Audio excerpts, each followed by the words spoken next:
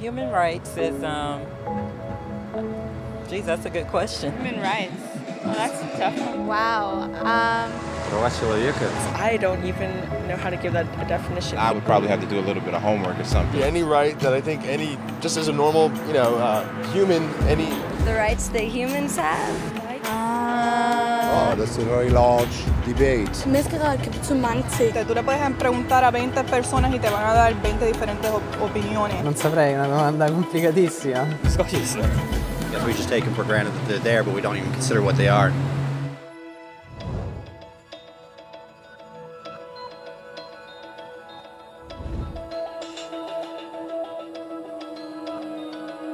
Los derechos humanos son los derechos que tienes simplemente por ser humano.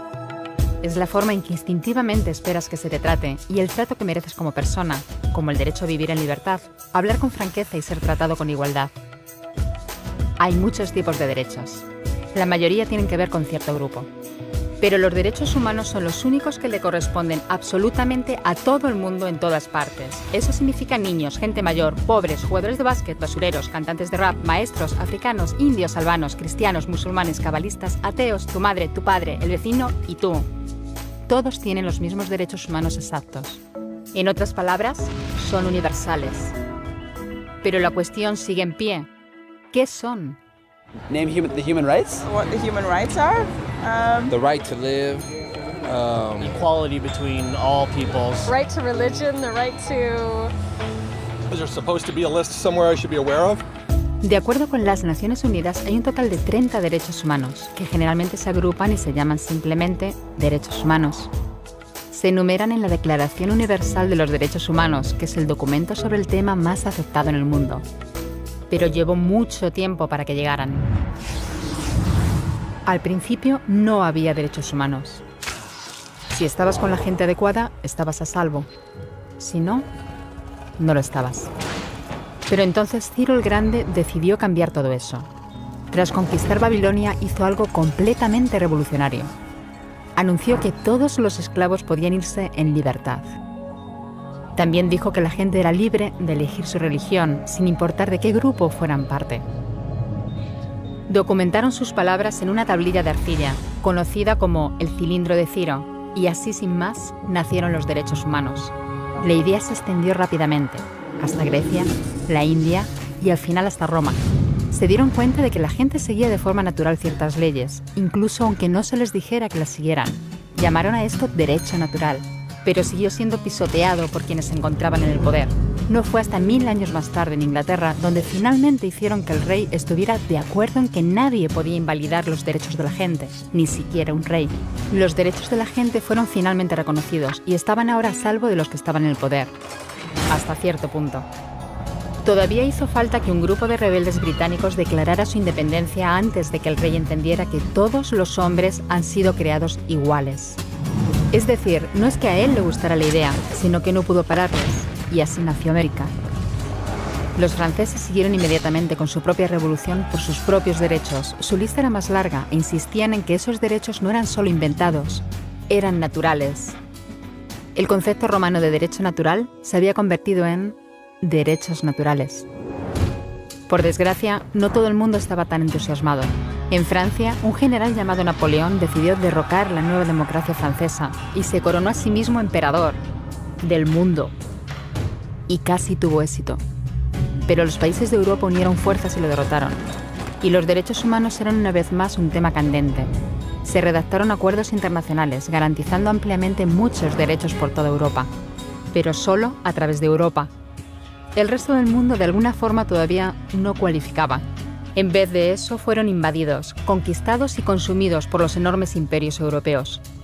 Pero entonces un joven abogado de la India decidió que ya había sido bastante. Se llamaba Mahatma Gandhi y frente a la violencia insistió en que toda la gente en la tierra tenía derechos. No solo en Europa. Al final, hasta los europeos empezaron a estar de acuerdo. Pero no iba a ser tan fácil. Habían estallado 2 guerras mundiales. Hitler exterminó a la mitad de la población judía de la Tierra en los horrorosos campos de muerte nazi. En total, 90 millones de personas habían muerto. Nunca los derechos humanos habían estado tan horriblemente cerca de la extinción. y nunca había estado el mundo tan desesperado por un cambio. De forma que los países de la Tierra hicieron causa común y formaron las Naciones Unidas. Su propósito básico era reafirmar la fe en los derechos humanos fundamentales, en la dignidad y el valor de la persona humana. ¿Pero qué eran los derechos humanos? ¿Eran las proclamaciones de Ciro? ¿El derecho natural de Roma? ¿Las declaraciones de Francia? Todo el mundo parecía tener una idea ligeramente distinta de lo que deberían ser los derechos humanos. Pero bajo la supervisión de Eleanor Roosevelt, finalmente se pusieron de acuerdo en una serie de derechos para absolutamente todo el mundo. La Declaración Universal de Derechos Humanos. El concepto francés de los derechos naturales se había convertido finalmente en los derechos humanos. Así que, en resumen, al principio solo unos cuantos afortunados tenían derecho alguno, hasta que uno de ellos decidió, oye, otra gente también debería tener derechos, lo que fue estupendo, salvo que no todo el mundo estuvo de acuerdo. Y solo que llevó unos cuantos miles de años de lucha, declaraciones y más lucha hasta que finalmente todo el mundo estuvo de acuerdo en que los derechos humanos deberían ser para todos. Y vivieron felices y comieron perdices. Salvo que hay un pequeño problema.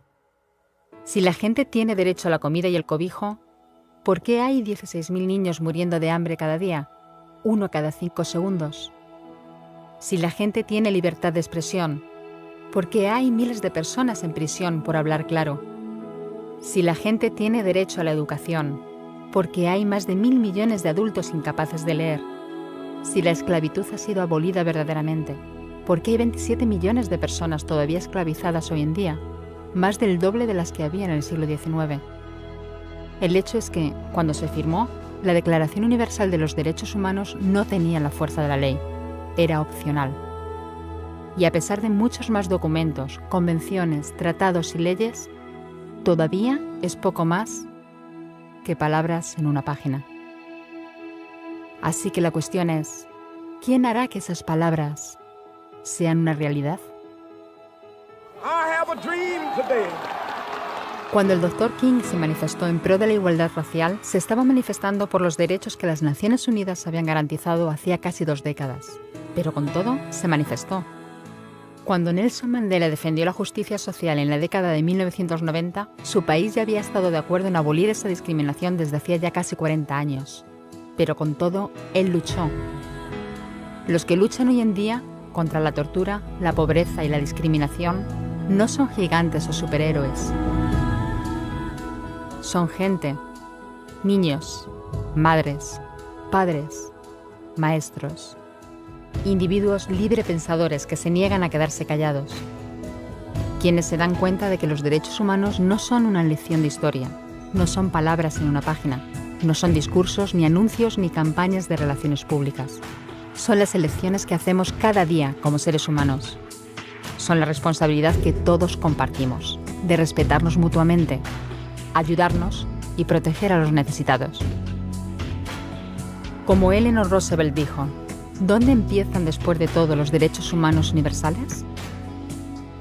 En pequeños lugares cerca de casa, tan cerca y tan pequeños que no pueden verse en los mapas del mundo.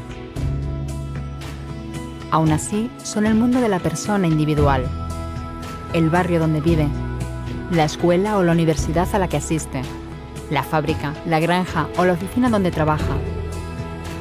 Esos son los lugares donde cada hombre, mujer y niño buscan justicia igualitaria, igualdad de oportunidades, dignidad igualitaria sin discriminación. A menos que esos derechos tengan un significado ahí, tienen muy poco significado en cualquier otra parte.